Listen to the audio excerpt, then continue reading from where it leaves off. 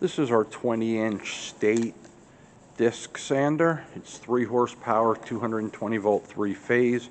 Older machine, all cast iron, very heavy duty. You have one handle that raises and lowers the table. You have another handle which will tilt the table. It has a forward and reverse.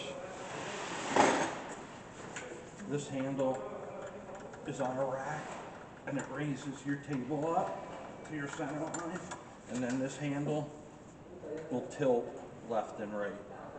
It has a motor starter. This will bring it on, and this will be your disc on.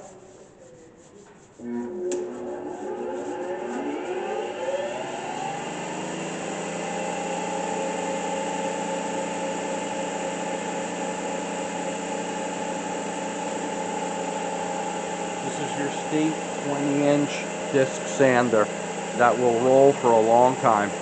Thank you for watching our video.